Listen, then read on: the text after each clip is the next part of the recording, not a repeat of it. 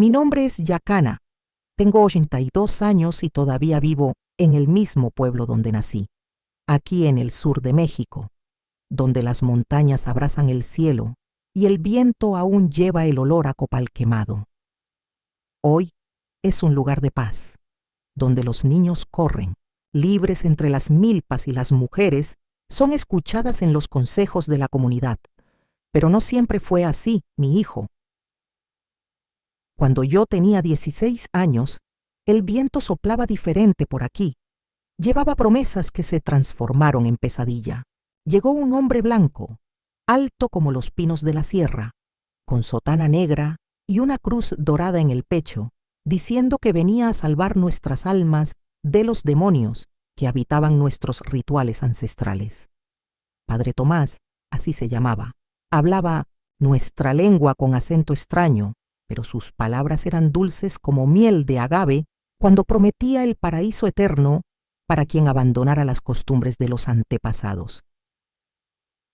Era 1959, lo recuerdo bien porque fue el año en que mi madre murió, de una fiebre que ni el curandero del pueblo pudo curar. Mi padre, que era el guardián de los conocimientos sagrados, quedó destrozado, y yo, siendo la hija mayor, pasé a cuidar a mis 3 hermanos menores. La misión católica había llegado 2 años antes, construyendo una capilla pequeña en el centro del pueblo, y muchas familias ya se habían convertido, atraídas por las promesas de medicina moderna y educación para los hijos. Yo iba a las clases que el padre daba para las muchachas, donde nos enseñaba a leer y escribir en español, a bordar y a cocinar platillos que él llamaba civilizados. Pero lo que sucedió después de aquellas clases cambió mi vida para siempre. Eli, padre, tenía ojos azules como el cielo de diciembre, y siempre me hablaba bajito, llamándome hija especial de Dios. Decía que yo tenía un don, una luz diferente a la de las otras niñas, y que podría convertirme en una de las ayudantes principales de la misión. Después de que mi madre murió, él empezó a darme atención especial. Me llamaba para hablar a solas en la sacristía después de las oraciones de la tarde.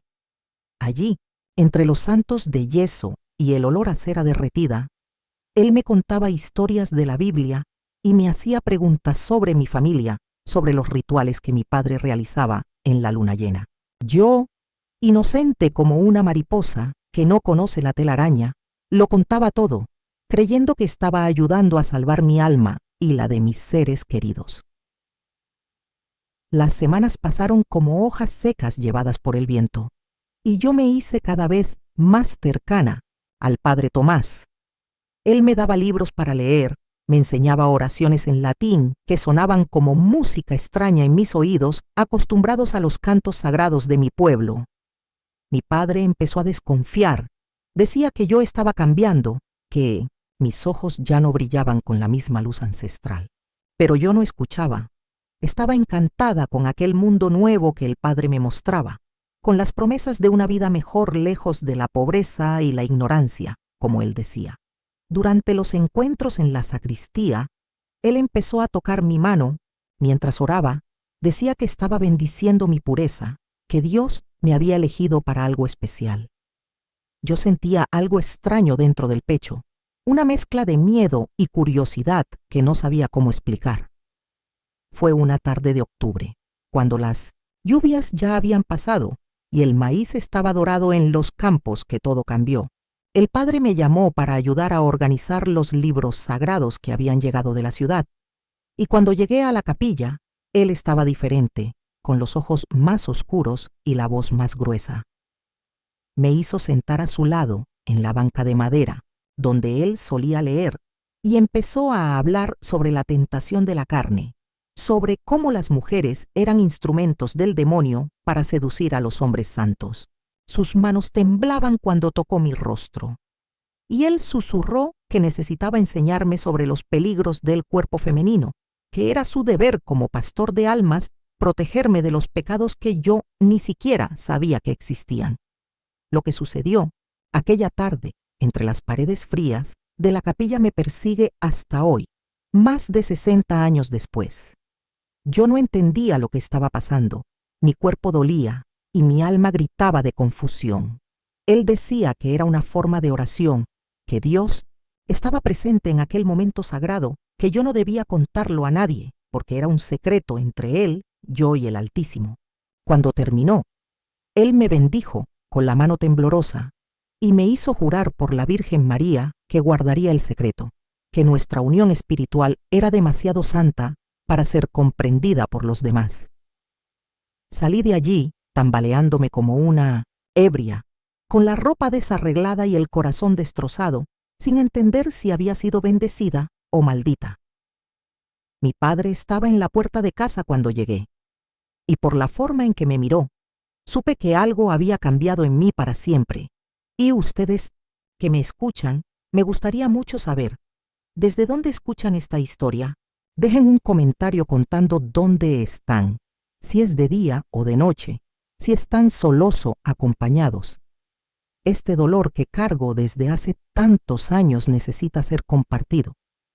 Necesita encontrar otros corazones que entiendan que algunas heridas nunca cicatrizan completamente, pero pueden convertirse en sabiduría para quienes vienen después.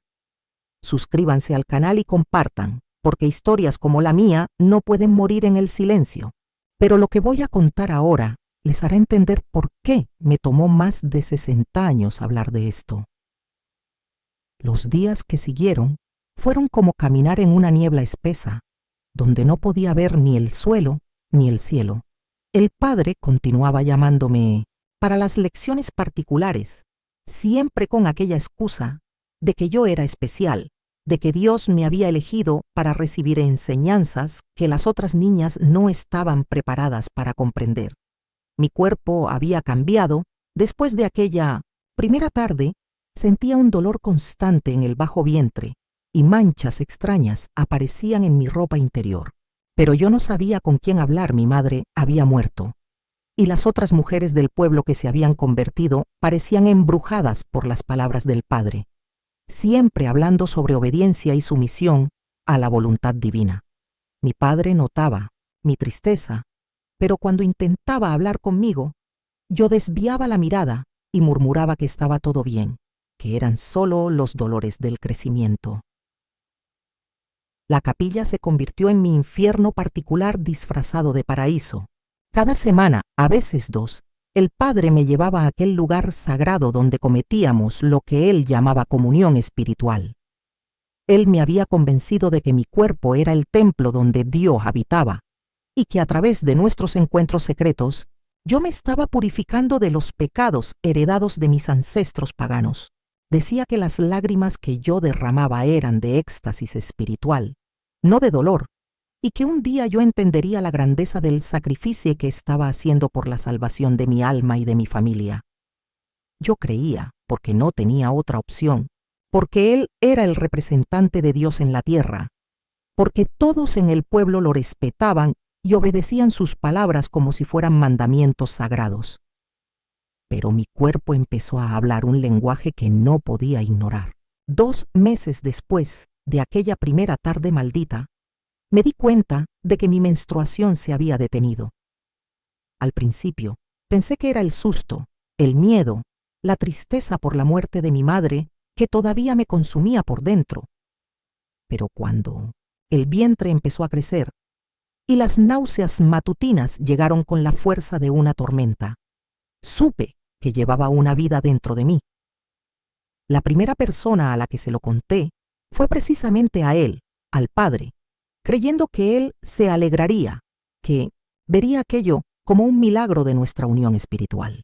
Pero cuando susurré la noticia en la sacristía, después de una de nuestras sesiones de oración corporal, vi su rostro cambiar completamente, como si una máscara se hubiera caído y revelado al demonio que se escondía detrás de la sotana a él.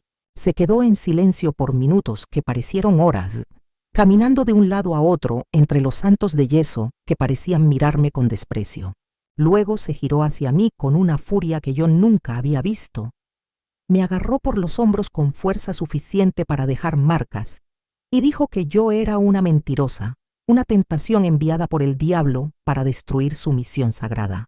Gritó que yo había seducido a un hombre de Dios, que mi cuerpo impuro había corrompido su pureza, y que esa criatura que crecía en mi vientre no podía ser fruto de una unión bendita, sino de la lujuria demoníaca que habitaba a todas las mujeres, desde Eva.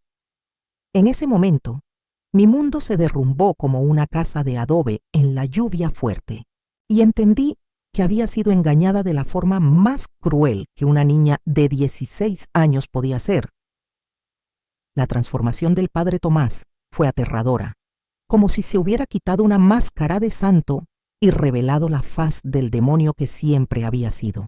En los días que siguieron a mi confesión, me evitaba durante las actividades de la misión, pero me enviaba recados a través de doña Mercedes, una señora que había sido una de las primeras conversas y que ahora servía como su asistente principal.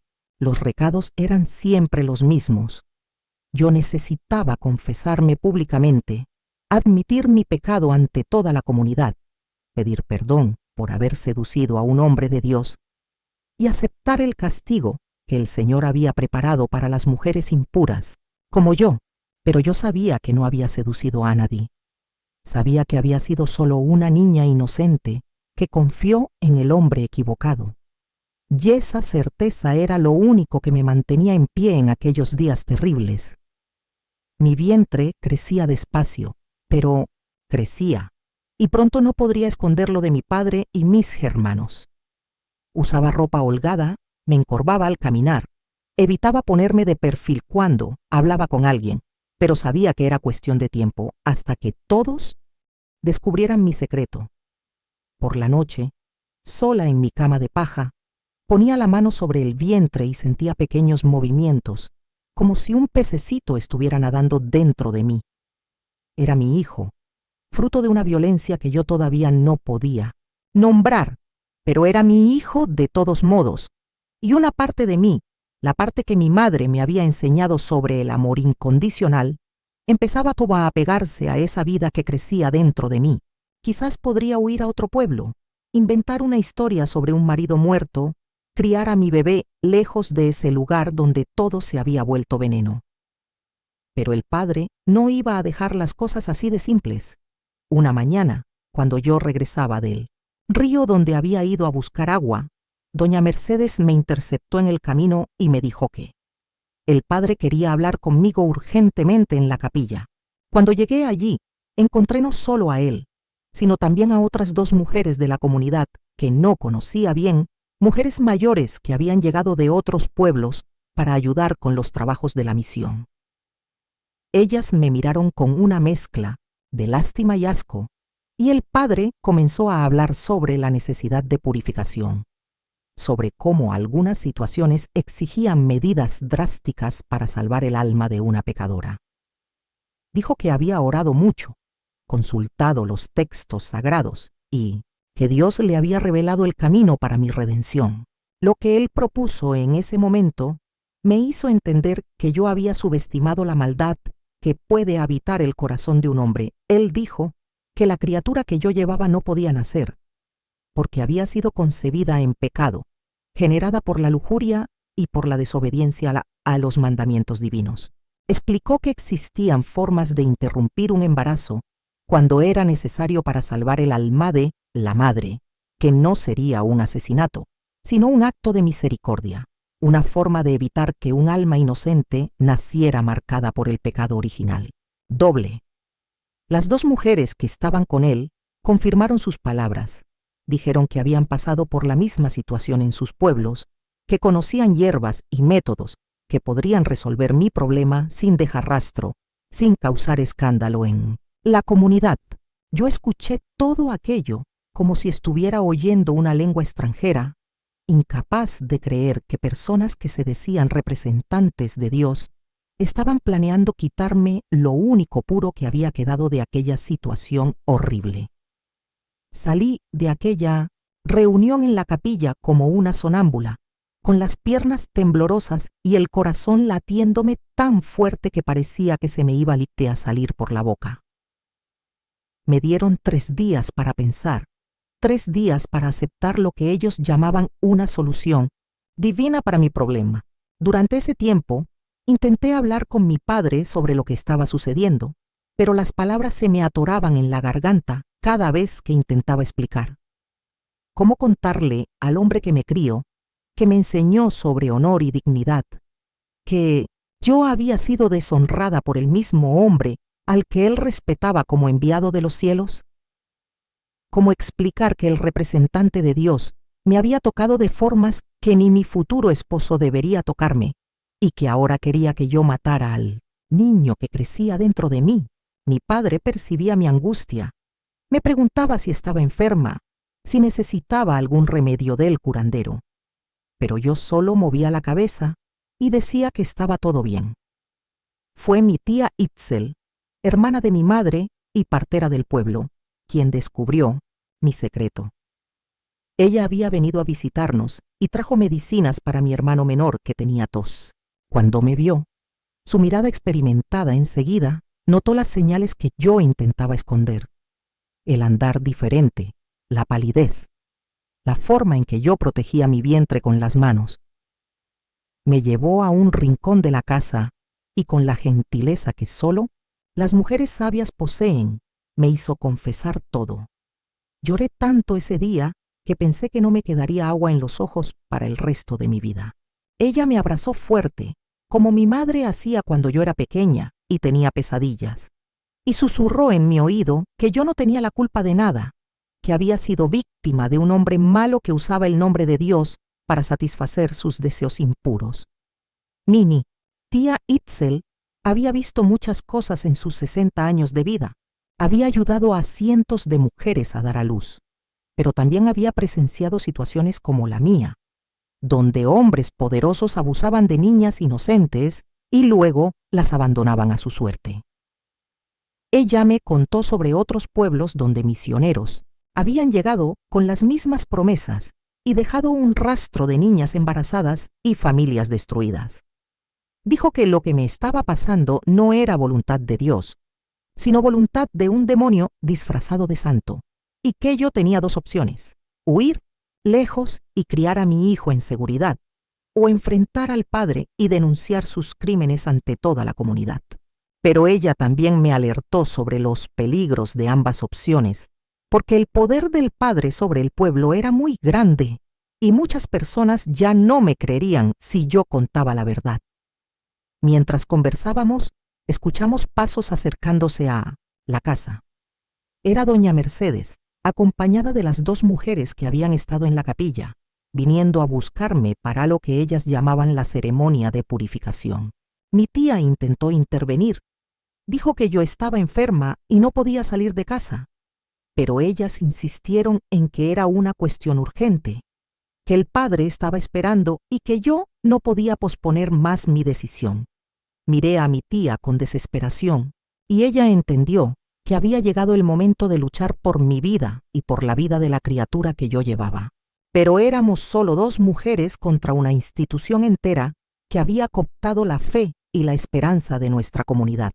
Lo que sucedió en las horas siguientes fue el episodio más sombrío de toda mi larga existencia, e incluso hoy, 82 años después, todavía siento el sabor amargo de la traición y la violencia en mi boca cuando recuerdo aquellos momentos. Me llevaron a la capilla a media tarde, cuando el sol estaba más fuerte y la mayoría de la gente estaba trabajando en las plantaciones o descansando en casa. La capilla estaba diferente ese día. Las imágenes de los santos habían sido cubiertas con paños blancos, como si no debieran presenciar lo que estaba a punto de suceder. El padre Tomás estaba allí, pero ya no era el hombre carismático que había llegado a nuestro pueblo 2 años antes. Sus ojos estaban rojos, su barba sin afeitar, y olía a aguardiente, como si hubiera bebido para tener valor para hacer lo que planeaba. Él me miró con una mezcla de asco y desprecio, como si yo fuera un animal enfermo que necesitaba ser sacrificado por el bien de la comunidad. Las 3 mujeres que estaban con él prepararon una mesa con hierbas, cuchillos pequeños y paños limpios, mientras él murmuraba oraciones en latín que sonaban como maldiciones en mis oídos. Intenté huir, pero me sujetaron con fuerza. Me dijeron que era por mi propio bien, que yo no entendía la gravedad de la situación, porque era solo una niña. Ignorante, doña Mercedes me habló sobre otras muchachas que habían pasado por la misma situación y que ahora eran mujeres respetadas en la comunidad, casadas con hombres buenos y con hijos legítimos. Dijo que aquel procedimiento era como un bautismo inverso, una forma de borrar el pecado antes de que se convirtiera en una vida concreta y trajera vergüenza para mi familia. El padre se acercó a mí con una copa en la mano, conteniendo un líquido oscuro y amargo que olía a plantas medicinales mezcladas, con algo podrido. Él me ordenó que lo bebiera todo, que era la primera etapa de la purificación, y que después yo dormiría un sueño profundo y despertaría limpia y libre de la carga que llevaba. Me negué a beber. Escupí el líquido cuando forzaron la copa. En mi boca grité que quería ir a casa, que quería a mi padre, que no había hecho nada malo. Pero mis palabras parecían no tener efecto en aquellas personas que habían decidido mi destino sin consultarme. El padre se impacientó con mi resistencia y me dijo que si yo no cooperaba voluntariamente, tendrían que usar otros métodos más dolorosos.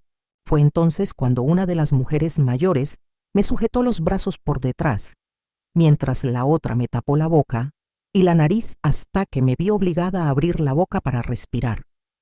Cuando eso sucedió, doña Mercedes vertió el líquido amargo en mi garganta y me obligó a tragar. El sabor era horrible, como beber veneno mezclado con bilis, e inmediatamente sentí mi estómago revolverse y mi cabeza empezar a girar. El efecto de la poción fue rápido y devastador. En pocos minutos sentí que mi cuerpo entero empezaba a hormiguear, mi visión se volvió borrosa y un dolor punzante comenzó en mi bajo vientre, como si alguien me estuviera cortando por dentro con cuchillos afilados. Me acostaron en una mesa improvisada, me quitaron la ropa interior y comenzaron a hacer cosas en mi cuerpo que yo no podía ver bien, debido a la niebla que había invadido mis ojos.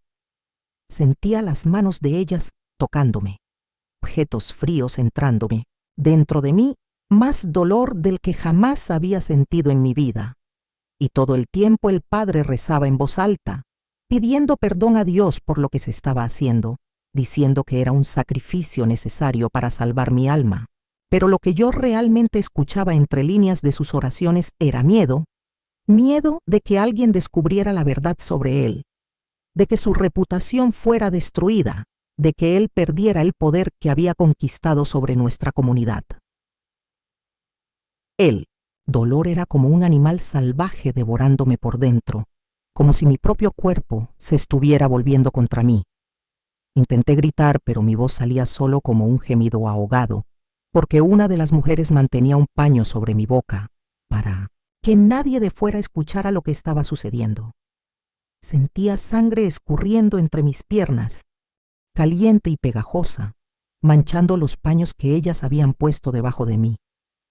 El olor a hierro, mezclado con las hierbas que ellas estaban usando, creaba un aroma nauseabundo que me hacía vomitar cada vez que lograba respirar.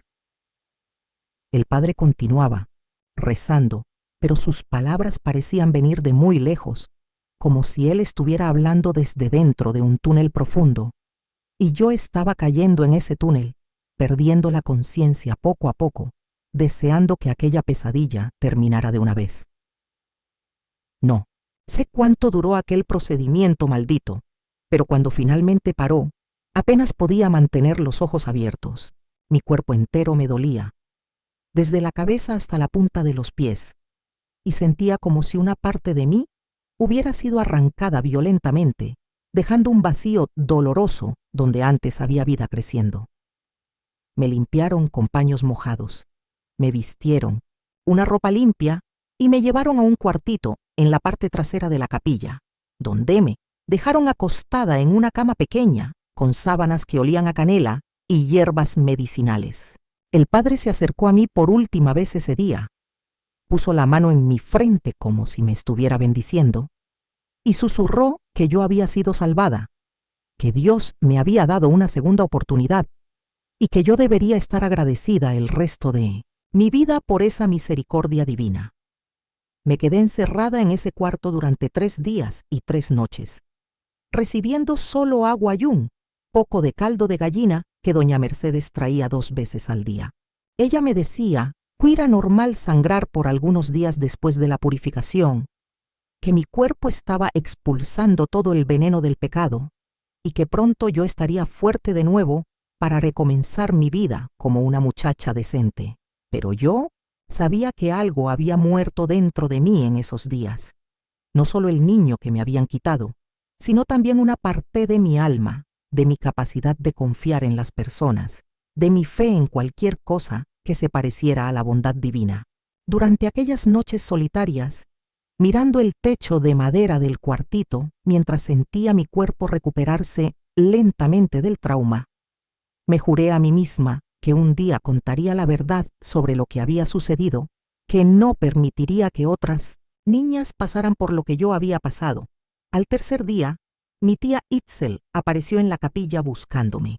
Ella había convencido a mi padre de que yo estaba participando en un retiro espiritual para muchachas, pero cuando vio mi estado, pálida, delgada, con ojeras profundas y movimientos lentos, supo inmediatamente lo que había sucedido.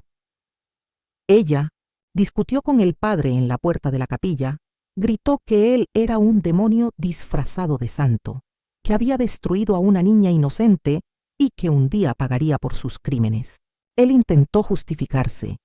Dijo que había salvado mi alma y el honor de mi familia, que yo debería agradecer por tener personas que se preocupaban tanto por mí. Pero mi tía no se convenció por sus palabras melosas. Me tomó en sus brazos como si yo fuera una niña pequeña y me llevó a casa, susurrándome al oído que todo iba a estar bien, que ella me cuidaría hasta que me recuperara completamente. El camino de regreso a casa fue el más largo de mi vida, aunque solo eran unos cientos de metros entre la capilla y nuestra casa de adobe y paja. Mi tía me apoyaba porque mis piernas aún temblaban y a cada paso sentía un pinchazo en el bajo vientre que me recordaba lo que había perdido. Las personas que encontramos por el camino me miraban con curiosidad, algunos con lástima, otros con un brillo extraño en los ojos, como si supieran exactamente lo que me había pasado, pero fingieran no saberlo. La noticia se había extendido por el pueblo de forma sutil, a través de susurros y miradas, y me di cuenta de que mi vida nunca volvería a ser la misma en ese lugar. Me había convertido en una marca de vergüenza, un ejemplo de lo que les sucede a las niñas que se desvían del camino de la virtud, aunque ese desvío no hubiera sido mi elección. Mi padre me esperaba en la puerta de casa, y cuando me vio en ese estado, sus ojos se llenaron de lágrimas que él intentó esconder, girando el rostro hacia un lado. Él no hizo preguntas en ese momento, solo me ayudó a llegar a mi cama y mandó a mis hermanos menores a salir de casa para jugar en el patio. Mi tía le explicó lo que había sucedido en voz baja, usando palabras cuidadosas para no aumentar su dolor. Vi a mi padre envejecer 10 años en esos pocos minutos, como si el peso de la verdad hubiera roto algo dentro de él que nunca más podría ser reparado. Él murmuró una oración en nuestra lengua ancestral, una oración que pedía justicia a los espíritus de los antepasados, y luego salió de casa con pasos pesados, como si cargara el mundo a sus espaldas. Durante las semanas que siguieron, mi padre intentó confrontar al padre sobre lo que me había sucedido, pero siempre encontró puertas cerradas y excusas elaboradas. El padre había cambiado su versión de la historia. Ahora decía que yo había buscado ayuda después de cometer un pecado con algún muchacho del pueblo, y que él solo me había ayudado a corregir mi error antes de que se convirtiera en un escándalo público. Algunas personas creyeron esa versión, otras dudaron, pero la mayoría prefirió no involucrarse en una situación tan delicada que podría alterar la paz de la comunidad. Mi padre llegó incluso a buscar a las autoridades en la ciudad más cercana, pero cuando contó la historia, los hombres se rieron de él, dijeron que estaba inventando mentiras para perjudicar a un hombre de Dios y lo mandaron a casa antes de que él mismo fuera arrestado por calumnia y difamación. La impunidad era como una segunda violencia, quizás incluso peor que la primera, porque me hacía entender que yo no tenía ningún valor en esa sociedad, que mi palabra no significaba nada, contra la palabra de un hombre blanco y educado que representaba a una institución poderosa. El padre continuó su misión como si nada hubiera pasado. Siguió dando clases a las niñas del pueblo, siguió celebrando misas y bautismos, siguió siendo respetado y venerado por las familias que le habían entregado su fe. A veces, cuando yo pasaba por la capilla de camino al mercado o al río, él me miraba con una sonrisa fría que parecía decir que él había ganado, que había logrado destruir mi vida y aún así salir como el héroe de la historia. Pero él no sabía que dentro de mí estaba creciendo algo más fuerte que el dolor, la certeza de que un día la verdad saldría a la luz, aunque tuviera que esperar 60 años para que eso sucediera. Los meses que siguieron a lo que yo pasé, a llamar mi muerte en vida, fueron como caminar a través de un desierto sin fin, donde cada día era una lucha para encontrar fuerzas para seguir respirando. Mi cuerpo se recuperó lentamente del trauma físico, pero mi alma parecía haber quedado herida de una forma que nunca más cicatrizaría completamente. Evitaba salir de casa durante el día, porque no soportaba las miradas de la gente, algunas llenas de lástima, otras de juicio, pero todas recordándome constantemente lo que había sucedido. Por la noche, cuando todos dormían, yo salía a caminar sola por los campos de maíz, conversando con la luna y las estrellas, pidiéndoles que me explicaran por qué Dios había permitido que tanta injusticia me sucediera. Mi tía Itzel se convirtió en mi compañera más fiel en esos días difíciles, enseñándome sobre plantas medicinales que podrían curar no solo el cuerpo, sino también el alma herida. Ella me contó historias de otras mujeres que habían pasado por situaciones similares y logrado reconstruir sus vidas. Me habló sobre la fuerza ancestral que todas las mujeres de nuestra estirpe llevaban dentro de sí, una fuerza capaz de resistir cualquier tormenta. A través de ella, comencé a reaprender los rituales y creencias que el padre me había hecho olvidar. Volví a encender velas para los espíritus de mis ancestros. Volví a hacer ofrendas a la Madre Tierra que me había dado la vida y ahora me ayudaba a encontrar un propósito para seguir viviendo. Fue durante una de esas ceremonias nocturnas, en una luna llena de enero, que recibí lo que mi tía llamó la revelación de los ancestros. Yo estaba arrodillada ante un pequeño altar que habíamos montado en el patio, quemando copal y pétalos de flores, cuando sentí una presencia muy fuerte a mi lado. Era mi madre, yo estaba segura. Aunque no pudiera verla con los ojos, sentía su mano acariciando mis cabellos y su voz susurrando en mi oído que mi misión en la tierra aún no había terminado.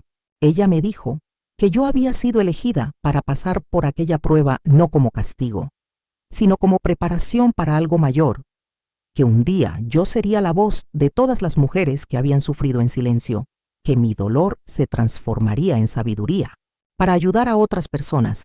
Esa revelación cambió algo fundamental dentro de mí, como si una pequeña llama se hubiera encendido en el lugar donde antes solo había oscuridad. Empecé a interesarme de nuevo por la vida del pueblo, pero ahora, con ojos diferentes, prestando especial atención a las otras niñas que asistían a las clases del padre. Vi las mismas señales que yo había ignorado en mí misma. Niñas que se quedaban más tiempo en la capilla después de las clases, que recibían atención especial, que empezaban a cambiar de comportamiento y a volverse más retraídas. Una de ellas era Esperanza, una niña de 15 años, hija de una familia muy pobre, que se había convertido con la esperanza de conseguir ayuda económica de la misión. Cuando vi al padre poner la mano en el hombro de ella, de la misma forma que había hecho conmigo al principio, sentí mi sangre hervir y supe que no podía quedarme en silencio una vez más. Esperanza era una niña dulce como miel de abeja, con ojos grandes e inocentes que me recordaban a mí misma antes de conocer la verdadera cara del padre Tomás. Había perdido a su madre de bebé y vivía solo con su padre, un hombre sencillo que trabajaba en las plantaciones de café de la región y que veía en la educación ofrecida por la misión la única oportunidad para que su hija tuviera una vida mejor. Cuando empecé a observar con más atención, me di cuenta de que Esperanza estaba pasando por las mismas etapas que yo había pasado. Primero la atención especial, después las conversaciones particulares, los elogios sobre su espiritualidad especial, las invitaciones para ayudar con tareas que la mantenían a solas con el padre después de que las otras niñas se iban. Mi corazón se encogía cada vez que veía esa escena repetirse, como si estuviera viendo una pesadilla de la que no podía despertar. Intenté acercarme a Esperanza varias veces, entablar una amistad que me permitiera alertarla sobre los peligros que la rodeaban, pero ella me evitaba como si yo fuera portadora de una enfermedad contagiosa. El padre había hecho un trabajo muy eficiente al convertirme en una paria de la comunidad, difundiendo susurros sobre mi inestabilidad mental, mi tendencia a inventar historias para llamar la atención, mi influencia negativa sobre las otras muchachas del pueblo. Cuando yo intentaba hablar con Esperanza, ella me miraba con miedo y desconfianza, como si creyera que yo podía contaminarla con mi mala suerte o mi supuesta locura. El padre había creado un muro invisible a mi alrededor, aislándome de todas las personas a las que yo podría alertar sobre su verdadera naturaleza. Pero no podía rendirme, no podía permitir que otra niña pasara por el mismo infierno que yo había pasado. Empecé a seguir a Esperanza de lejos, observando sus horarios, prestando atención a los días en que ella se quedaba más tiempo en la capilla. Una tarde, escondida detrás de un arbusto cerca de la ventana de la sacristía, escuché la voz del padre conversando con ella de la misma manera melosa y manipuladora que había usado conmigo. Él hablaba sobre su pureza, sobre cómo Dios había hecho una niña especial, sobre la necesidad de enseñanzas privadas para almas tan elevadas como la de ella. Mi estómago se revolvió al escuchar esas palabras familiares y supe que tenía muy poco tiempo antes de que él pasara a la siguiente fase de su seducción diabólica. Esa noche, tomé una decisión que cambiaría el rumbo de todo. Esperé hasta que mi padre y mis hermanos estuvieran durmiendo. Salí de casa silenciosamente y fui hasta la casa de Esperanza. Llamé a la ventana de su cuarto hasta que ella se despertó, y cuando apareció asustada, le pedí que me escuchara, solo por algunos minutos, que tenía algo muy importante que contarle. Ella dudó, miró hacia atrás para asegurarse de que su padre no se hubiera despertado, y luego salió al patio donde pudimos hablar en susurros. Fue la primera vez desde mi tragedia que conté toda la verdad a alguien de mi edad, describiendo cada detalle de lo que me había sucedido, cada mentira que el padre había contado, cada momento de dolor y humillación que yo había vivido. Esperanza me escuchó en silencio, con los ojos cada vez más abiertos conforme yo contaba mi historia. Cuando terminé, ella se quedó en silencio por varios minutos, y yo vi en su rostro la misma confusión y terror que yo había sentido cuando finalmente entendí lo que me estaba pasando. Ella me confesó que el padre ya había comenzado a tocarla de formas que la incomodaban, siempre diciendo que era parte de las enseñanzas espirituales, siempre pidiendo secreto sobre sus sesiones particulares. Ella creía que había algo malo, pero no sabía cómo explicarlo o cómo negarse, porque él era una figura de autoridad máxima en el pueblo, un hombre que todos respetaban y obedecían sin cuestionar. En ese momento, mirando a esa niña asustada, entendí que mi misión había comenzado, que yo no podía vivir solo para mí misma. Esperanza y yo hicimos un pacto aquella noche, sellado con lágrimas y susurros en la oscuridad del patio de su casa. Ella prometió que ya no se quedaría sola con el padre, siempre buscaría excusas para evitar las sesiones particulares, y yo prometí que encontraría una forma de protegerla y de hacer que la verdad sobre aquel hombre saliera a la luz. Pero sabíamos que sería difícil, porque él tenía mucho poder e influencia, y nosotras éramos solo dos niñas en una sociedad que no valoraba en absoluto la palabra femenina. Aún así, comenzamos a elaborar un plan, pensando en cada detalle, cada posibilidad, cada forma de reunir evidencias que fueran imposibles de ignorar o negar. En las semanas siguientes, Esperanza comenzó a evitar las clases particulares, siempre inventando alguna excusa sobre tareas domésticas o compromisos familiares. El padre se mostró visiblemente irritado con ese cambio de comportamiento. Incluso llegó a visitar la casa de ella para hablar con su padre sobre la importancia de la educación religiosa continuada. Pero Esperanza se mantuvo firme y yo la apoyaba de lejos, siempre vigilante, siempre lista para intervenir si era necesario. Comenzamos también a observar a las otras niñas que asistían a la misión, intentando identificar cuáles podrían estar pasando por lo mismo que nosotras habíamos pasado, cuáles mostraban signos de abuso o manipulación. Fue entonces cuando descubrimos que no éramos las únicas. Carmen, una niña de 17 años que se había mudado recientemente a nuestra aldea, nos buscó una noche después de escuchar rumores sobre nuestra amistad y nuestra desconfianza hacia el padre. Ella nos contó que había pasado por una situación similar en la aldea donde vivía antes, con otro misionero que luego había sido transferido discretamente cuando algunas familias comenzaron a desconfiar de su comportamiento. Carmen nos explicó que ese era un patrón común, que la iglesia simplemente transfería a los sacerdotes problemáticos de una aldea a otra, en lugar de castigarlos, dejando un rastro de víctimas por donde pasaban sin nunca enfrentar las consecuencias de sus actos. Esa revelación fue como un rayo que iluminó toda la extensión del problema que estábamos enfrentando.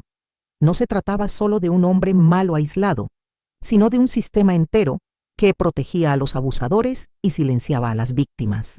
Carmen nos enseñó sobre tácticas que había aprendido en su aldea anterior, formas de documentar evidencias, de crear redes de protección entre las mujeres, de usar las propias enseñanzas religiosas contra aquellos que las corrompían. Ella nos contó sobre otras mujeres que habían logrado exponer a misioneros abusivos y cómo lo habían hecho de forma organizada y estratégica. Por primera vez desde mi tragedia, sentí que había esperanza, que quizás podríamos conseguir justicia y proteger a otras niñas de pasar por lo que yo había pasado. Con la llegada de Carmen, nuestra pequeña resistencia se transformó en una verdadera red de protección y apoyo. Ella trajo conocimientos que nosotras no teníamos, estrategias probadas en otras comunidades y principalmente la certeza de que era posible vencer a hombres poderosos cuando las mujeres se unían con un propósito común.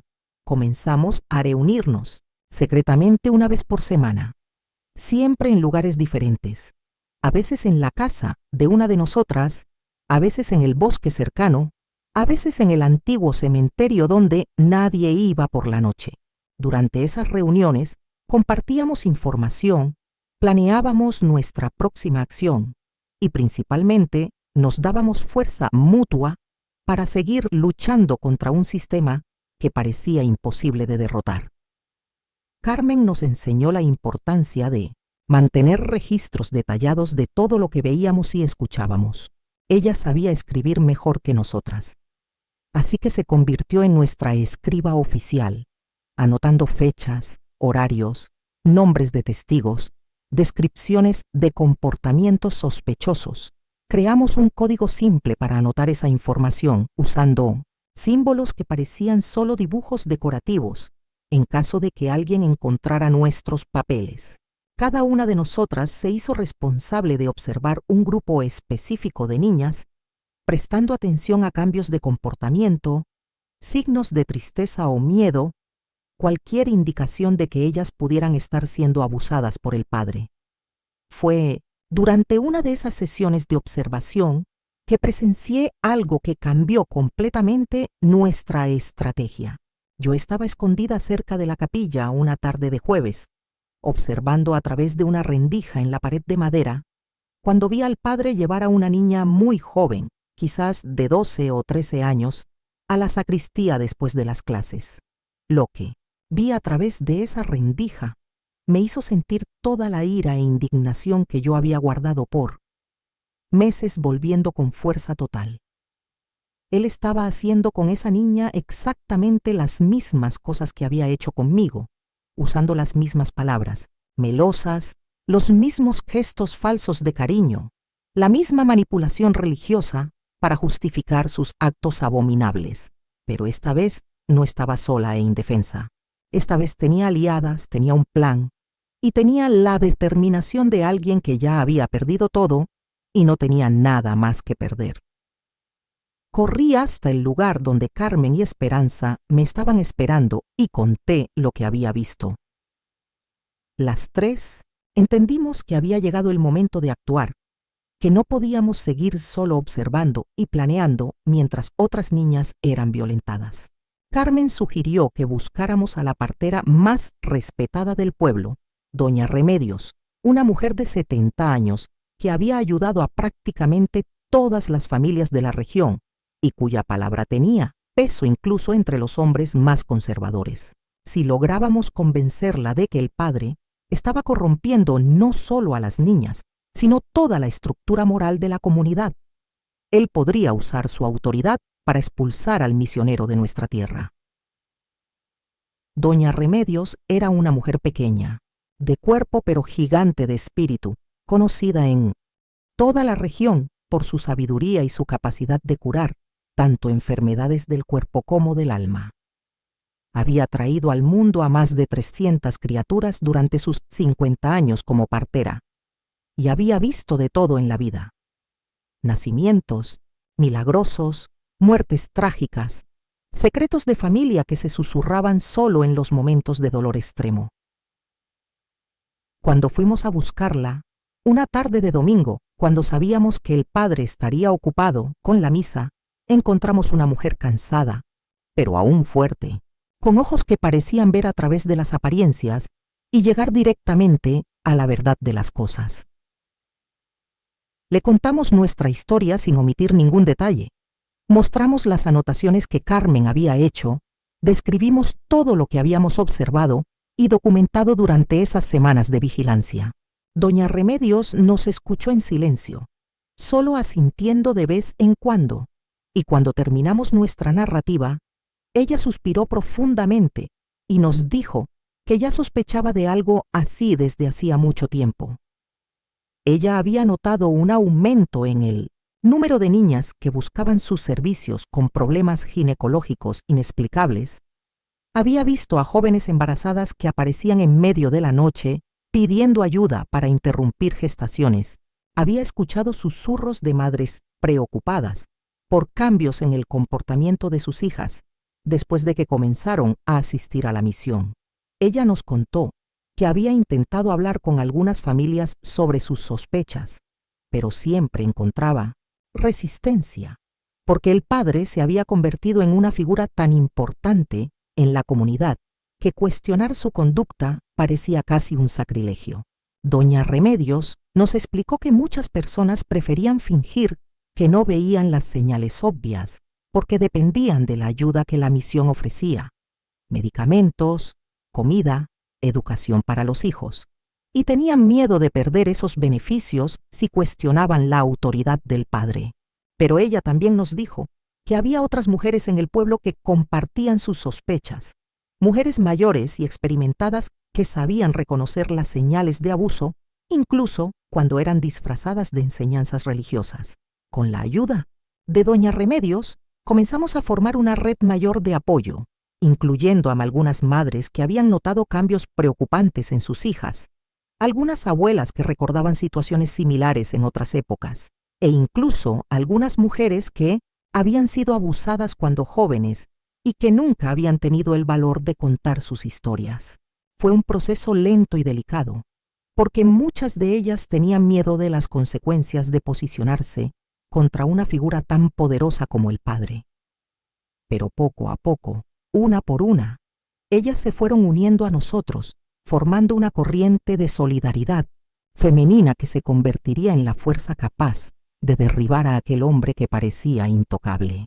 Lo que sucedió en las semanas siguientes fue como ver una tormenta formándose en el horizonte, lenta pero inexorable, lista para barrer toda la falsedad y corrupción que se habían instalado en nuestra comunidad.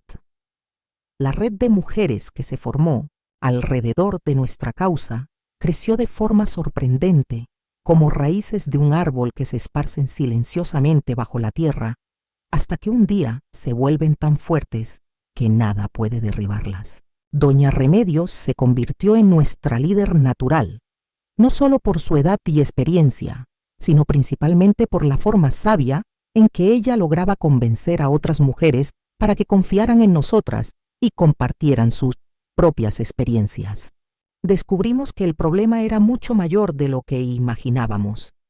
Había al menos 8 niñas que habían sido abusadas por el padre en los últimos 2 años, algunas que habían sido forzadas a abortar como yo, otras que habían logrado huir antes de que las cosas llegaran a ese punto, y algunas que aún estaban siendo manipuladas y violentadas regularmente. Cada historia que escuchábamos era como una puñalada en el corazón, porque todas seguían el mismo patrón terrible. Niñas inocentes siendo seducidas con promesas espirituales, siendo aisladas de sus familias y amigas, siendo convencidas de que eran especiales y elegidas por Dios, para después ser violentadas y amenazadas para mantener silencio. El padre usaba siempre las mismas tácticas, las mismas palabras, los mismos métodos de manipulación, como si tuviera un manual de cómo destruir la vida de niñas indefensas. Pero ahora, por primera vez, todas esas historias estaban siendo contadas juntas, formando un patrón imposible de ignorar o negar. Carmen tuvo la idea de organizar lo que ella llamó el Tribunal de las Mujeres, una reunión secreta donde cada víctima podría contar su historia ante todas las demás, creando un registro colectivo que sería imposible de rebatir. Marcamos esa reunión para una noche de luna nueva, cuando la oscuridad nos protegería de miradas curiosas, en un lugar alejado del pueblo donde solo nosotras conocíamos el camino. Cuando llegó el día, más de 20 mujeres aparecieron, desde niñas de 13 años hasta señoras de 70, todas unidas por el mismo dolor y por la misma determinación de hacer justicia. La reunión duró toda la noche y fue una de las experiencias más intensas, transformadoras de mi vida. Una por una, las mujeres contaron sus historias, algunas llorando, otras con rabia, todas con una valentía que yo no sabía que existía.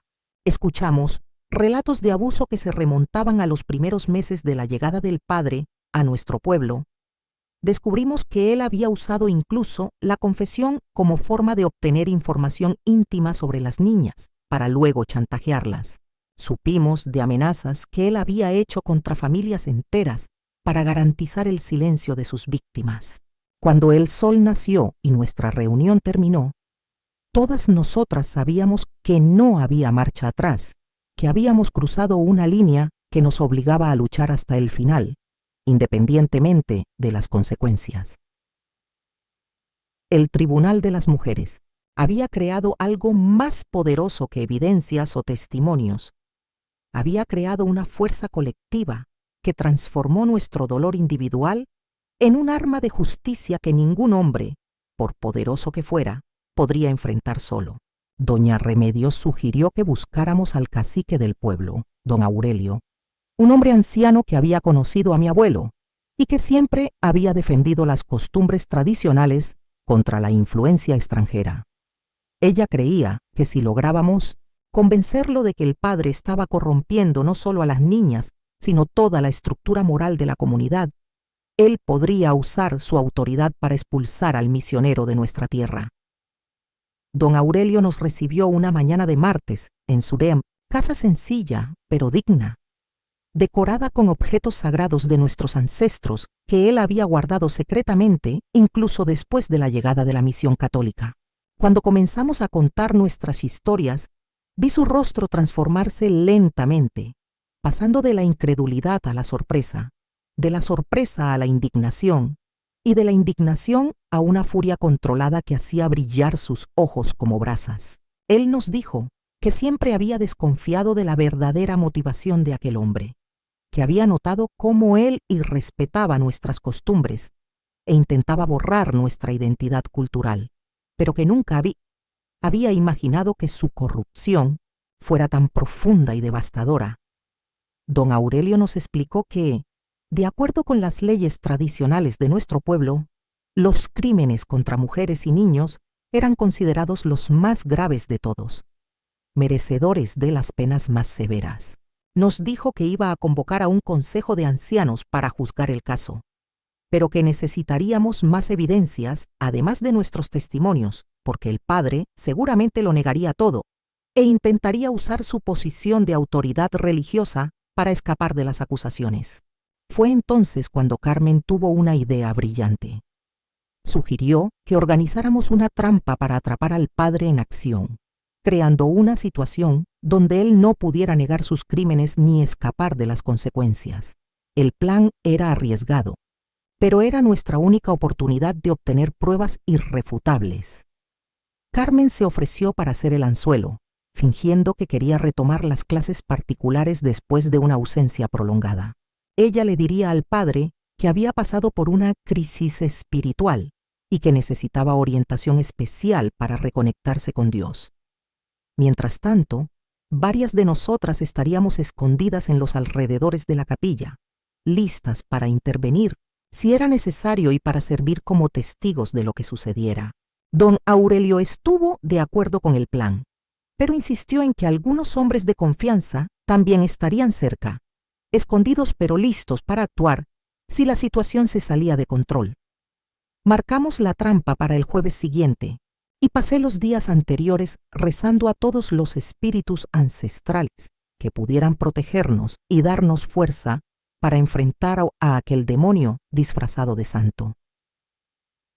El jueves llegó con un cielo cargado de nubes oscuras que parecían reflejar la tensión que todas sentíamos. Carmen había buscado al padre la mañana anterior, interpretando perfectamente el papel de una joven perdida espiritualmente que necesitaba orientación especial. Él había fijado un encuentro con ella para las 5 de la tarde, después de que las actividades normales de la misión terminaran y la capilla quedara vacía. El plan era que Carmen entraría en la sacristía con el padre, pero dejaría la puerta entreabierta para que pudiéramos ver y escuchar lo que sucediera. Doña Remedios, yo, Esperanza y 3 mujeres más nos posicionamos en puntos estratégicos alrededor de la capilla, mientras don Aurelio y otros 2 hombres de confianza se quedaron escondidos un poco más lejos, listos para intervenir si era necesario. Cuando vi a Carmen caminando hacia la capilla esa tarde, mi corazón latía tan fuerte que estaba segura de que se podía escuchar a metros de distancia. Ella parecía tranquila y determinada, pero yo conocía bien el miedo que debía estar sintiendo, porque yo misma había sentido ese mismo miedo muchas veces cuando era obligada a enfrentar a aquel hombre. La diferencia era que esta vez ella no estaba sola. Esta vez había personas que creían en ella y que lucharían para protegerla. Vi al padre abrir la puerta de la capilla con una sonrisa que me provocó náuseas.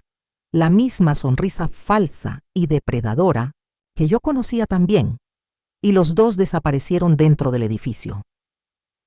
Los primeros 15 minutos fueron de conversación normal, donde el padre fingía interés genuino por los problemas espirituales de Carmen, ofreciendo consejos suaves y palabras de consuelo, pero gradualmente, escuchando a través de la puerta entreabierta, me di cuenta de que el tono de la conversación estaba cambiando, que él estaba empezando a usar las mismas tácticas de manipulación que había usado conmigo y con todas las demás. Él comenzó a hablar sobre pureza, sobre cómo el cuerpo femenino era fuente de tentación, sobre la necesidad de enseñanzas especiales para almas elegidas como la de Carmen.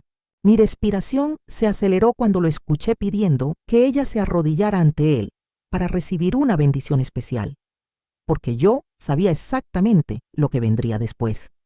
Fue cuando Carmen comenzó a resistir que nuestra trampa se cerró. Ella dijo que no se sentía cómoda con ese tipo de bendición, que prefería volver otro día cuando estuviera más preparada espiritualmente. El padre insistió, Su voz se volvió más autoritaria, y cuando lo escuchamos decir que ella no tenía elección, que debía obedecer como una hija obediente de Dios, todas nosotras entendimos que había llegado la hora de actuar. Doña Remedios fue la primera en moverse, empujando la puerta de la capilla con fuerza y entrando con toda la autoridad de sus 70 años de vida. Yo y las otras mujeres la seguimos inmediatamente, y cuando el padre nos vio, su rostro se puso blanco como el papel, porque él entendió instantáneamente que había caído en una trampa de la cual no conseguiría escapar. El momento en que entramos en la capilla y sorprendimos al padre Tomás, en pleno intento de abuso, fue como ver una máscara deshaciéndose ante nuestros ojos. El hombre que durante 2 años se había presentado como enviado divino, hablando con autoridad sobre moral y virtud, estaba allí ante nosotras, con la ropa desarreglada, las manos extendidas hacia Carmen, de una forma que no dejaba dudas sobre sus intenciones. Por unos segundos se quedó paralizado por el shock, como si no pudiera creer que su farsa había sido finalmente descubierta. Luego intentó recuperar la compostura, se arregló la sotana y comenzó a hablar sobre malentendidos e interpretaciones erróneas de lo que estaba sucediendo, pero doña Remedios no le dio oportunidad de elaborar sus mentiras.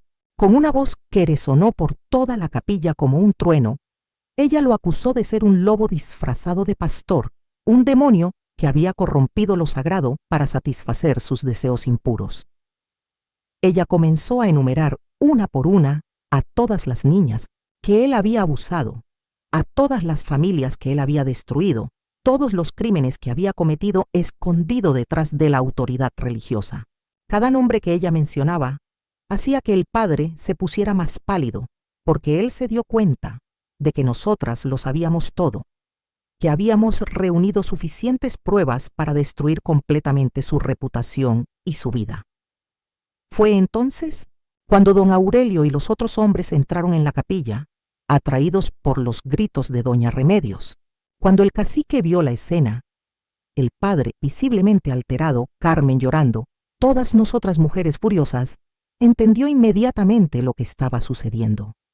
Don Aurelio se acercó al padre con una expresión que yo nunca había visto en su rostro, una mezcla de asco e indignación que hacía que sus venas saltaran en el cuello. Le dijo al padre que había quebrantado las leyes más sagradas de nuestro pueblo, que había profanado no solo los cuerpos de las niñas, sino también la propia idea de espiritualidad y protección que un líder religioso debería representar. El padre intentó defenderse, alegó que estaba siendo víctima de una conspiración, de mujeres histéricas que no entendían la naturaleza de sus enseñanzas espirituales. Dijo que nosotras estábamos siendo influenciadas por fuerzas demoníacas que querían destruir su misión sagrada, que éramos instrumentos del mal intentando corromper la fe de la comunidad. Pero sus palabras sonaron vacías y desesperadas porque todos allí presentes podían ver la verdad estampada en su rostro culpable. Don Aurelio declaró que, de acuerdo con las leyes ancestrales de nuestro pueblo, el padre estaba desterrado de nuestra tierra para siempre y que si intentaba resistir o regresar, enfrentaría consecuencias mucho más severas que el simple exilio. Lo que sucedió en los minutos siguientes fue como ver un castillo de naipes desmoronarse, cuando años de mentiras y manipulación finalmente chocaron con la fuerza implacable de la verdad. El padre Tomás intentó resistir la decisión del cacique, alegando que tenía autoridad superior de la iglesia y que no podía ser juzgado por leyes paganas de pueblos primitivos. Pero sus palabras solo aumentaron la indignación de todos los presentes, porque quedó claro que él nos veía como inferiores, como personas sin derechos ni dignidad que existían solo para servir a sus propósitos. Don Aurelio ordenó a 2 de los hombres que sujetaran al padre mientras él hablaba, y con una voz que llevaba el peso de siglos de sabiduría ancestral, explicó que nuestra tierra siempre había sido gobernada por leyes de justicia y protección a los vulnerables, y que ninguna autoridad externa podría cambiar eso. La noticia de lo que había sucedido en la capilla se extendió por el pueblo como fuego en paja seca. En menos de una hora, prácticamente toda la comunidad se había reunido en la plaza central, y las opiniones estaban divididas entre aquellos que creían en nuestras acusaciones y aquellos que todavía veían al padre como una figura intocable. Algunas familias que se habían beneficiado de la ayuda de la misión se negaban a creer que el hombre que les había dado esperanza pudiera ser capaz de tanta maldad. Otros, principalmente las mujeres mayores, decían que siempre habían desconfiado de él, pero que nunca habían tenido el valor de hablar sobre sus sospechas. Fue entonces cuando sucedió algo que ninguna de nosotras había previsto. Una por una, las niñas que habían sido abusadas por el padre comenzaron a aparecer en la plaza, acompañadas de sus madres y familiares. Algunas venían llorando, otras con rabia, pero todas venían para contar públicamente lo que les había sucedido. Era como si nuestra valentía hubiera dado permiso para que todas las demás víctimas finalmente encontraran su voz. Ana, de 14 años, contó cómo el padre la había obligado a tocar su cuerpo durante las confesiones. Luz, de 16, describió cómo él la había violado después de convencerla de que era una forma de comunión sagrada. María, de apenas 13 años, reveló que estaba embarazada de él y que había escondido el embarazo por miedo y vergüenza. Cada testimonio era como una piedra siendo lanzada contra un cristal que ya estaba rajado, hasta que finalmente toda la estructura de mentiras se derrumbó completamente. Incluso las familias más resistentes comenzaron a aceptar la verdad, porque era imposible ignorar tantas historias consistentes contadas por niñas de diferentes edades y trasfondos. El padre intentó huir cuando se dio cuenta de que había perdido completamente el control de la situación, pero los hombres del pueblo lo rodearon y lo trajeron de vuelta al centro de la plaza, donde tuvo que escuchar cada acusación, cada relato de dolor, cada descripción de los crímenes que había cometido contra nuestras hijas. En ese momento, mirando a aquel hombre que me había destruido y que ahora estaba siendo juzgado públicamente por toda la comunidad, sentí una mezcla de alivio y tristeza que es difícil de explicar. Ver al padre Tomás siendo confrontado públicamente por todos sus crímenes fue como asistir a un eclipse al revés, donde la oscuridad que había cubierto nuestra aldea por tanto tiempo finalmente daba lugar a la luz de la verdad. Él estaba en el centro de la plaza, rodeado por más de 100 personas, sin tener a dónde huir o esconderse, obligado a enfrentar las consecuencias de años de abuso y manipulación. Su sotana, que antes representaba autoridad y respeto, ahora parecía solo un disfraz patético que ya no lograba esconder su verdadera naturaleza. Algunas personas gritaban, otras lloraban, pero todas estaban unidas en una indignación colectiva que transformó nuestra comunidad en una fuerza implacable de justicia. Don Aurelio tomó el control de la situación, organizando los testimonios de forma que todos pudieran escuchar claramente cada acusación. Convocó un consejo de ancianos improvisado, incluyendo a las mujeres más respetadas del pueblo, para decidir cuál sería el destino del padre.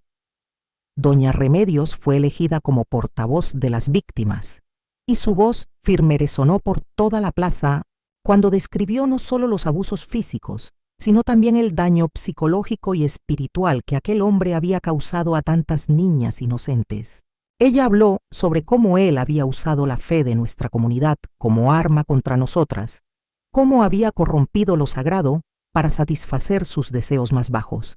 El juicio duró hasta el atardecer, y cuando los ancianos finalmente anunciaron su decisión, un silencio absoluto invadió la plaza. El padre fue declarado culpable de todos los crímenes de los que había sido acusado, y su castigo sería el destierro perpetuo de nuestra tierra, además de la obligación de resarcir a todas las familias que habían sido perjudicadas por sus acciones. Tendría hasta el amanecer del día siguiente para dejar el pueblo, y si era visto en nuestro territorio nuevamente, enfrentaría consecuencias mucho más severas. Además, don Aurelio enviaría mensajeros a todos los pueblos vecinos, alertando sobre la verdadera naturaleza del padre e impidiendo que repitiera sus crímenes en otros lugares. Cuando la sentencia fue pronunciada, sentí algo moverse dentro de mí, como si una piedra gigantesca que había cargado en el pecho por meses finalmente hubiera sido removida. No era exactamente felicidad, porque el dolor de lo que me había sucedido a mí y a las otras niñas jamás desaparecería completamente, pero era alivio, era la sensación de que finalmente había justicia, de que nuestro dolor no había sido en vano. Miré alrededor de la plaza y vi lágrimas en los ojos de muchas personas, hombres y mujeres, que entendían que algo fundamental había cambiado en nuestra comunidad ese día. No era solo la expulsión de un hombre malo, era el reconocimiento de que las mujeres y niños de nuestro pueblo tenían valor, tenían derechos, tenían voces que merecían ser escuchadas y respetadas. Era la primera vez en mi vida que yo veía a una comunidad entera unirse para proteger a sus hijas. Y esa visión me dio una esperanza que yo pensé haber perdido para siempre. El padre Tomás pasó su última noche en nuestra aldea encerrado en una cabaña vigilada por varios hombres para garantizar que no intentaría huir sin enfrentar las consecuencias de sus actos.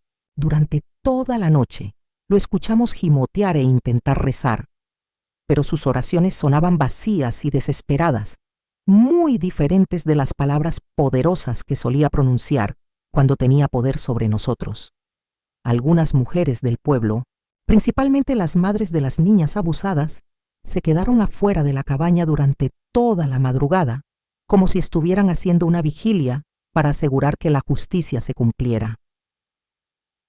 Cuando el sol nació, una multitud se reunió para presenciar la partida del padre. Don Aurelio había organizado una caravana que lo llevaría hasta la ciudad más cercana, escoltado por hombres armados que garantizarían que él realmente dejara nuestra región. Antes de partir, el padre intentó dar un último discurso, alegando que un día todos entenderían que él había sido un mártir de su fe, víctima de una conspiración de fuerzas demoníacas. Pero sus palabras cayeron en el vacío, porque nadie más creía en su capacidad de decir la verdad sobre cualquier cosa. Fue en ese momento cuando algo inesperado sucedió. Yo, que había permanecido en silencio durante todo el juicio público, sentí una fuerza empujándome hacia adelante, obligándome a hablar. Caminé hasta el centro de la plaza, miré directamente a los ojos del padre y con una voz que no parecía mía, le dije a él y a toda la comunidad que yo había aprendido una lección muy valiosa a través de todo aquel dolor. Que ningún hombre, no importa cuán poderoso sea, no importa qué autoridad represente, tiene el derecho de tocar el cuerpo de una mujer contra su voluntad, y que ninguna institución religiosa o civil puede estar por encima de las leyes básicas de humanidad y respeto. Mis palabras resonaron por la plaza como un juramento solemne, y vi muchas cabezas asintiendo en señal de acuerdo. El padre me miró con odio, como si aún no pudiera aceptar que una niña indígena hubiera sido la responsable de su caída. Pero yo sostuve su mirada sin miedo, porque sabía que ahora tenía a toda la comunidad de mi lado. Cuando la caravana finalmente partió, llevando a aquel hombre lejos de nuestra tierra para siempre, todo el pueblo se quedó en silencio por unos minutos, como si estuviéramos procesando todo lo que había sucedido en los últimos días. Después, gradualmente, la gente comenzó a dispersarse, volviendo a sus casas y sus vidas, pero todos sabían que nuestra comunidad nunca más sería la misma. Los meses que siguieron a la expulsión del padre fueron de reconstrucción en todos los sentidos posibles. Primero, tuvimos que reconstruir nuestra vida espiritual, porque muchas personas se habían convertido al catolicismo y ahora se sentían perdidas, sin saber en qué creer. Don Aurelio organizó una serie de ceremonias para reintegrar nuestra comunidad a las prácticas ancestrales, pero de una forma que respetara también a aquellos que habían encontrado verdadero consuelo en las enseñanzas cristianas, siempre que fueran separadas de la corrupción que el padre había traído. Mi padre, que había guardado secretamente muchos de los conocimientos tradicionales, volvió a ejercer su papel de curandero y guía espiritual, ayudando a nuestra gente a reencontrar sus raíces. Luego, tuvimos que reconstruir nuestra confianza en las personas y en las instituciones. Muchas familias estaban divididas entre aquellos que habían apoyado al padre hasta el final y aquellos que habían creído en las víctimas desde el principio. Doña Remedios se convirtió en una especie de mediadora en esas situaciones, organizando reuniones donde las personas podían expresar sus heridas y trabajar juntas para superar las divisiones que habían surgido. Ella siempre decía que el verdadero veneno del padre no había sido solo el abuso de las niñas, sino la forma en que él había plantado semillas de desconfianza y división en nuestra comunidad. Yo y las otras víctimas tuvimos que reconstruir nuestras propias vidas, aprendiendo a convivir con las cicatrices físicas y emocionales que cargaríamos para siempre. Carmen se convirtió en una especie de líder natural para las niñas que habían pasado por experiencias similares, organizando encuentros donde podíamos conversar sobre nuestro dolor sin juicio ni vergüenza. Ella había decidido no casarse ni tener hijos, dedicando su vida a viajar entre pueblos para alertar a otras comunidades sobre los peligros de los misioneros abusivos. Esperanza, por otro lado, encontró un buen muchacho que la aceptó con toda su historia, y ellos construyeron una familia basada en el respeto mutuo y la comprensión. Me tomó más tiempo encontrar mi camino. La niña que había perdido seguía siendo una herida abierta en mi corazón, y durante mucho tiempo creí que nunca lograría amar a otro hombre o confiar lo suficiente para construir una familia. Pero Doña Remedios me enseñó que la curación no significa olvidar, significa aprender a cargar nuestro dolor de una forma que nos fortalezca en lugar de destruirnos. Ella me enseñó sobre plantas medicinales, sobre cómo ayudar a otras mujeres en situaciones difíciles, sobre cómo transformar experiencias dolorosas en sabiduría que puede beneficiar a otras personas. Lentamente, a lo largo de meses de trabajo y dedicación, comencé a sentir que mi vida tenía propósito nuevamente, que yo podía usar mi experiencia para proteger a otras mujeres y niñas de pasar por lo que yo había pasado. 3 años después de la expulsión del padre, nuestra aldea se había transformado completamente. Habíamos creado un consejo mixto de hombres y mujeres para tomar decisiones importantes, garantizando que las voces femeninas fueran siempre escuchadas en cuestiones que afectaran a toda la comunidad. Doña Remedios había entrenado a varias mujeres jóvenes, incluyéndome a mí, en las artes de curación y partería, creando una red de conocimiento que garantizaba que ninguna niña o mujer quedara desamparada en momentos de necesidad. Lo más importante de todo era que habíamos establecido reglas claras sobre cómo recibir visitantes de fuera, especialmente aquellos que vinieran con promesas de educación u orientación religiosa. Fue durante este periodo de reconstrucción que conocí a Joaquín, un joven de un pueblo vecino que había venido a trabajar en las plantaciones de café durante la temporada de cosecha. Él era diferente de los otros hombres que yo conocía, tenía una gentileza genuina y una forma de hablar sobre las mujeres que mostraba respeto real, no solo palabras vacías. Cuando supo de mi historia a través de los comentarios de otras personas, él no me miró con lástima o asco, sino con una admiración sincera por la valentía que yo había demostrado al enfrentar al padre.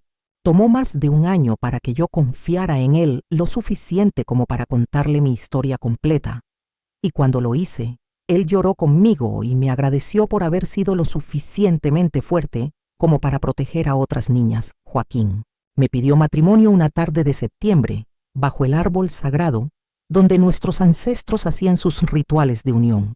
Él sabía que yo quizás nunca podría tener hijos a causa de lo que me había sucedido, y me dijo que eso no le importaba, que me amaba por la mujer que yo era, no por mi capacidad de ser madre. Nos casamos en una ceremonia sencilla pero hermosa, celebrada por don Aurelio de acuerdo con nuestras tradiciones ancestrales, con toda la comunidad presente para presenciar nuestra unión.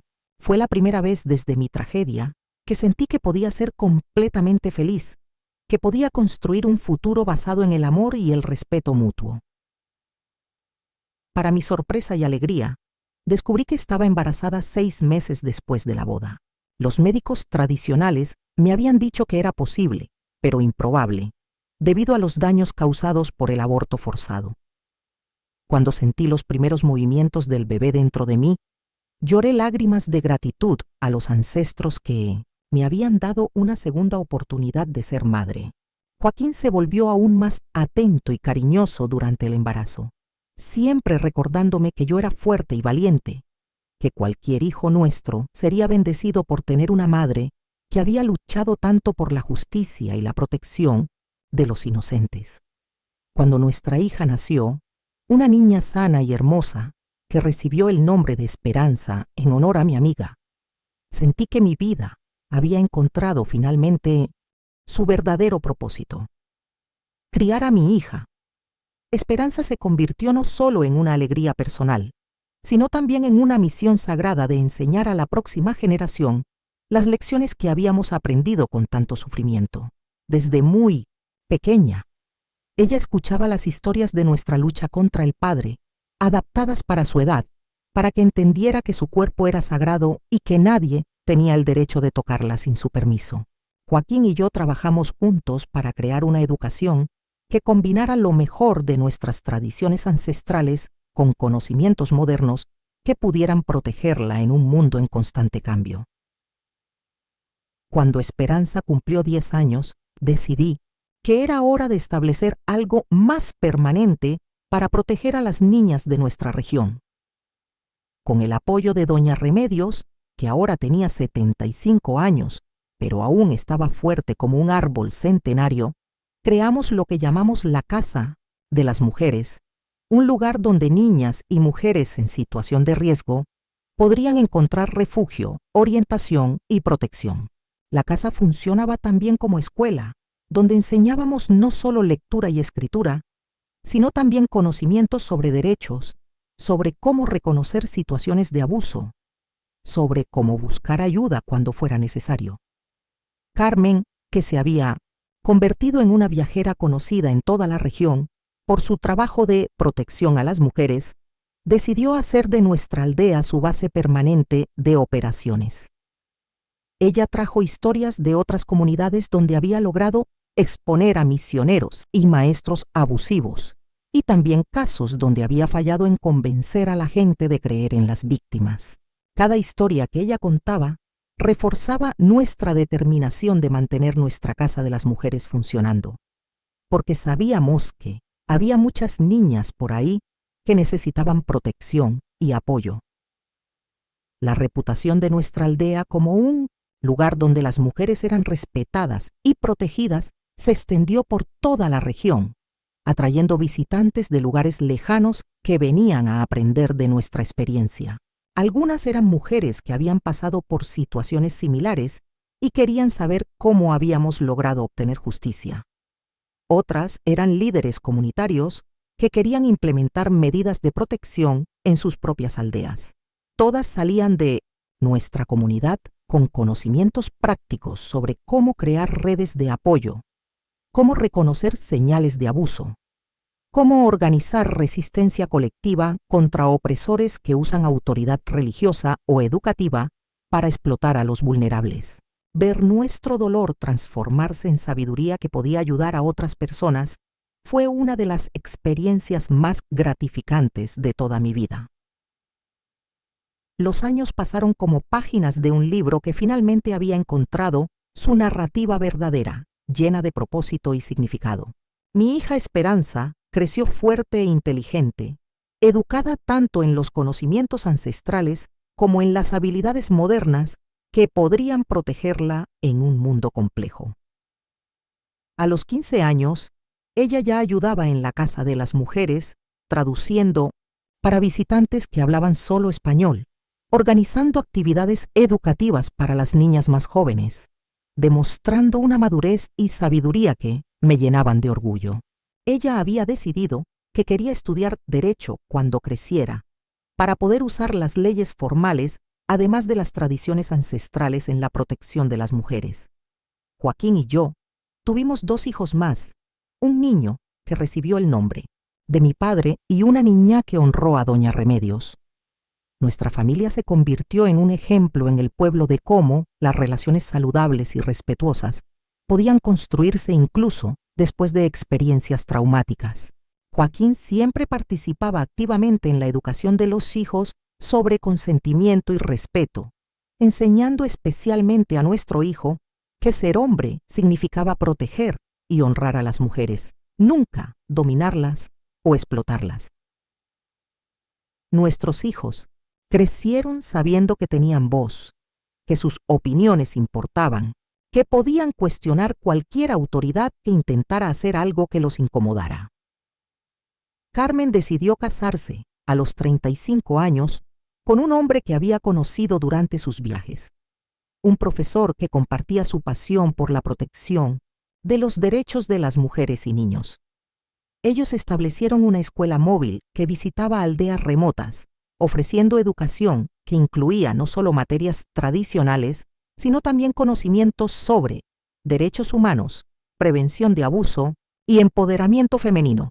Ver a Carmen encontrar el amor y la felicidad después de todo lo que había pasado fue una prueba de que era posible reconstruir la vida incluso después de las experiencias más traumáticas. Doña Remedios vivió hasta los 88 años, permaneciendo activa en la Casa de las Mujeres hasta sus últimos días. Cuando ella murió, toda la región asistió a su funeral, reconociendo que había perdido no solo a una partera y curandera excepcional, sino a una verdadera guerrera que había dedicado su vida a la protección de los vulnerables. Antes de morir, ella me llamó para una conversación privada y me dijo que estaba orgullosa de la mujer en que yo me había convertido, que mi transformación de víctima en protectora había sido uno de los mayores privilegios de su larga vida a presenciar. Ella me entregó un pequeño cuaderno donde había anotado durante años todas las historias de mujeres valientes que había conocido, incluyendo la mía, y me pidió que continuara escribiendo esas historias para que nunca fueran olvidadas. Asumir el legado de doña Remedios fue tanto un honor como una responsabilidad que cambió el rumbo de mi vida adulta. El cuaderno que ella me dejó estaba lleno de historias de mujeres que habían enfrentado todo tipo de adversidad: violencia doméstica, abuso religioso, discriminación, pobreza extrema, pero que habían encontrado formas de sobrevivir e incluso prosperar. Cada historia era una lección sobre resistencia y dignidad humana. Y yo entendí que mi misión era no solo continuar el trabajo práctico de la Casa de las Mujeres, sino también preservar y compartir esas narrativas de valentía femenina. Comencé a viajar a pueblos vecinos, no solo para ofrecer ayuda práctica, sino también para recolectar historias de otras mujeres que habían pasado por experiencias similares.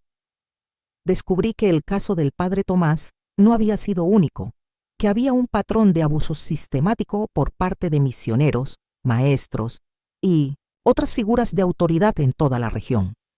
Muchas comunidades simplemente habían transferido o ignorado el problema, permitiendo que los abusadores continuaran sus crímenes en otros lugares. Nuestra aldea se convirtió en un modelo de cómo enfrentar esas situaciones de forma efectiva y definitiva. Durante esos viajes, encontré a varias mujeres que habían sido víctimas del propio padre Tomás en pueblos donde él había trabajado antes de llegar a nosotros. Aparentemente, la iglesia tenía un historial de transferir sacerdotes problemáticos de un lugar a otro, siempre encubriendo sus crímenes y permitiendo que tuvieran acceso a nuevas víctimas. Esos descubrimientos me enfurecieron, pero también me dieron una comprensión más clara de que nuestra lucha no había sido solo contra un hombre malo individual, sino contra un sistema entero que protegía a los abusadores y silenciaba a las víctimas. Con la ayuda de Carmen y de otros aliados que habíamos hecho a lo largo de los años, comenzamos a documentar formalmente todos esos casos, creando una red de información que permitía a las comunidades verificar el historial de cualquier misionero o educador antes de darles acceso a sus hijos. Enviamos cartas a autoridades religiosas y civiles exigiendo que tomaran medidas concretas para prevenir futuros abusos. La mayoría ignoró nuestras demandas, pero algunas personas en posiciones de poder comenzaron a prestar atención, especialmente cuando se dieron cuenta de que no éramos solo unas pocas mujeres aisladas, sino parte de un movimiento creciente de protección de los derechos de las mujeres y los niños. A los 40 años, yo me había convertido en una activista reconocida regionalmente, consultada por otras comunidades que enfrentaban problemas similares. Mis 50 años llegaron acompañados de una sabiduría que solo el tiempo y la experiencia pueden traer, pero también de una determinación renovada de seguir luchando por la justicia.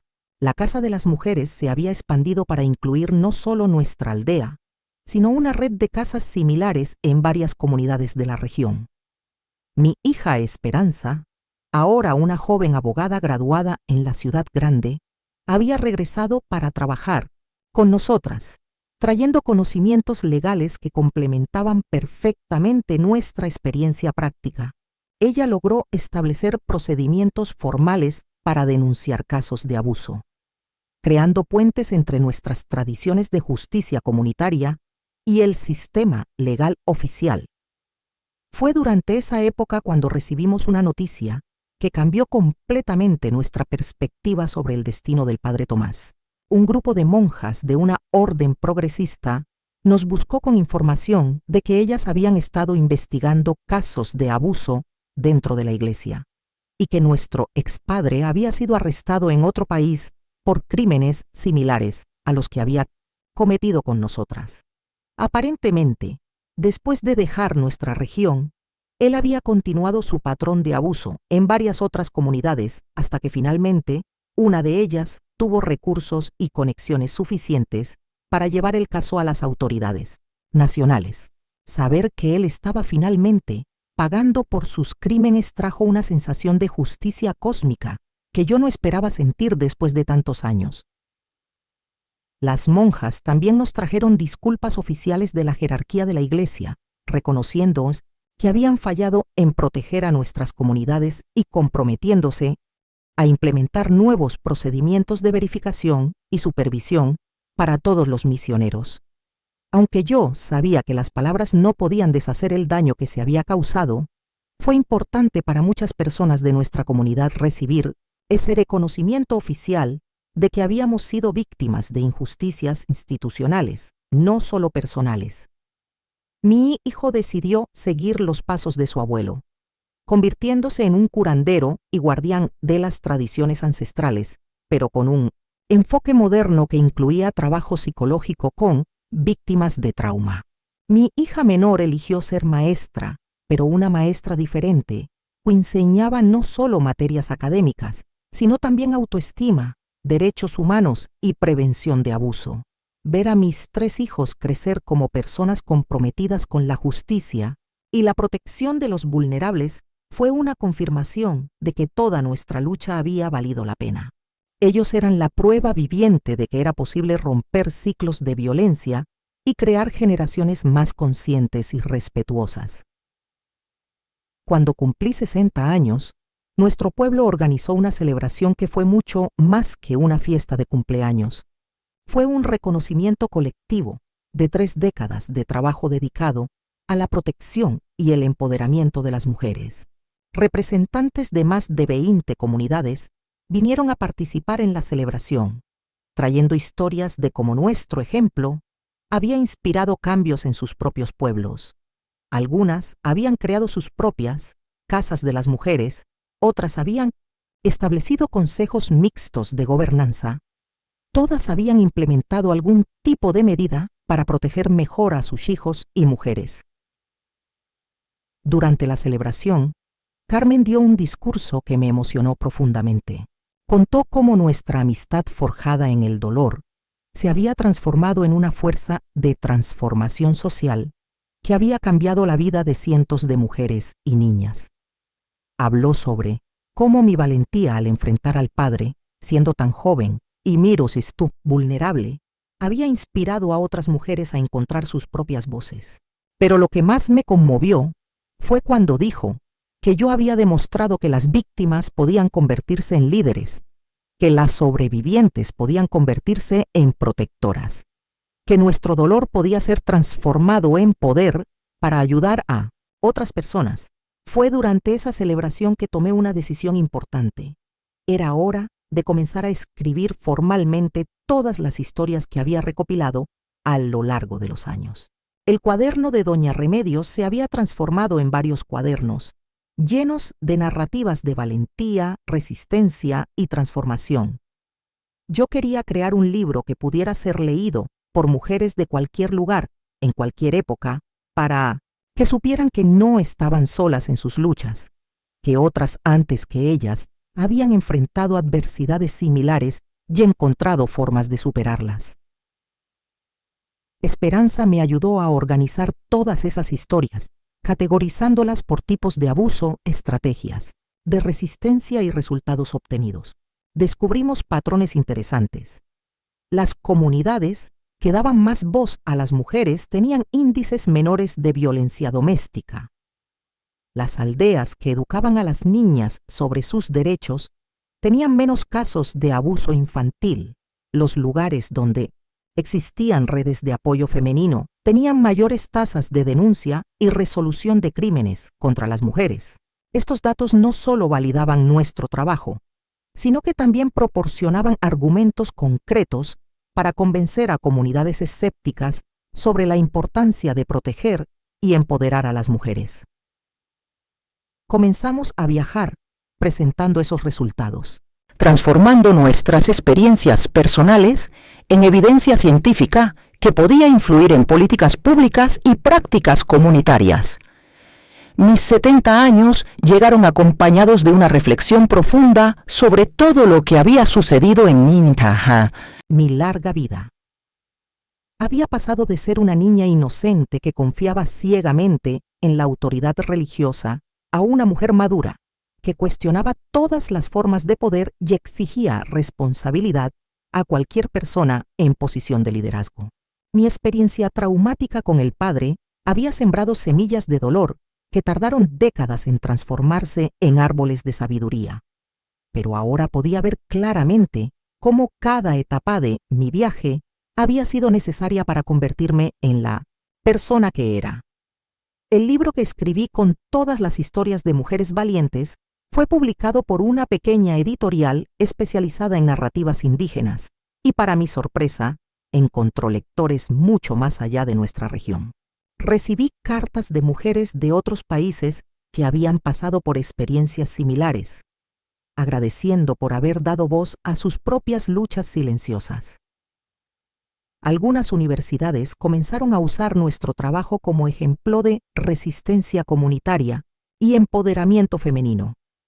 Investigadores venían a estudiar nuestra aldea como modelo de cómo transformar trauma colectivo en cambio social positivo. Pero lo que más me enorgullecía no eran los reconocimientos externos, sino las pequeñas victorias cotidianas que veía a mi alrededor. Niñas que crecían sabiendo que tenían derechos y cómo defenderlos. Mujeres que salían de relaciones abusivas porque sabían que podían encontrar apoyo en nuestra comunidad. Madres que educaban a sus hijos sobre consentimiento y respeto desde muy pequeños. Hombres que cuestionaban a otros hombres cuando veían comportamientos inadecuados. Cada uno de esos cambios era prueba de que nuestra lucha había echado raíces profundas que seguirían creciendo por generaciones. Joaquín y yo celebramos 50 años de matrimonio rodeados de nuestros 3 hijos, 7 nietos y una comunidad entera que se había convertido en nuestra familia extendida. Durante la celebración, miré a mi alrededor y vi rostros de todas las edades, desde bebés hasta ancianos, y supe que había ayudado a crear un lugar donde cada persona era valorada y protegida. Mi hija Esperanza se había convertido en la nueva líder de la Casa de las Mujeres. Mi hijo estaba entrenando a jóvenes curanderos que combinaban medicina tradicional con terapia psicológica moderna, y mi hija menor había establecido la primera escuela de la región donde educación sexual y prevención de abuso eran materias obligatorias. Ver a mis hijos continuar y expandir el trabajo que yo había comenzado fue la mayor recompensa que la vida podría darme. A los 80 años, con la sabiduría de quien había vivido lo suficiente para ver cambios profundos suceder tanto en mi comunidad como en el mundo más amplio, decidí que era hora de contar mi historia completa a las nuevas generaciones. Muchas de las niñas que asistían a nuestra Casa de las Mujeres conocían solo fragmentos de la historia del padre Tomás, porque sus madres y abuelas protegían los detalles más dolorosos. Pero yo sentía que era importante que ellas supieran toda la verdad, para que pudieran entender completamente por qué ciertas protecciones existían y por qué necesitaban permanecer vigilantes. Organicé una serie de charlas donde conté mi historia desde el principio, sin omitir ningún detalle importante, pero siempre contextualizando cada evento dentro de las lecciones que habíamos aprendido y de los cambios que habíamos implementado. Las jóvenes escuchaban con una mezcla de horror y admiración, algunas llorando, otras haciendo preguntas sobre cómo habíamos encontrado valor para enfrentar autoridades tan poderosas. Yo siempre terminaba esas charlas recordando que el valor no es la ausencia de miedo, sino la decisión de hacer lo correcto incluso cuando se tiene miedo. Durante una de esas charlas, una niña de 15 años me preguntó si yo había perdonado al padre Tomás. La pregunta me tomó por sorpresa, porque era algo en lo que rara vez pensaba después de tantos años. Reflexioné por unos momentos antes de responder que perdón era una palabra complicada para describir mis sentimientos. Yo ya no albergaba odio hacia él, porque esas emociones habían sido reemplazadas por propósito y acción constructiva. Pero el perdón implicaba una elección de absolver a alguien de sus responsabilidades, y yo nunca haría eso con alguien que había causado tanto daño a tantas personas inocentes. Les expliqué a las niñas que había encontrado paz no a través del perdón, sino a través de la justicia y la transformación. Ver a ese hombre ser finalmente castigado por sus crímenes había sido importante, pero más importante aún había sido nuestra capacidad de transformar nuestra dolorosa experiencia en protección para otras personas. Cada niña que crecía segura y empoderada era una victoria sobre todo lo que él había intentado hacernos. Cada cambio que implementábamos en nuestra comunidad era una forma de garantizar que su influencia destructiva jamás regresara. Esa era mi forma de lidiar con el trauma, no olvidando o perdonando, sino construyendo algo mejor sobre las ruinas que él había intentado crear.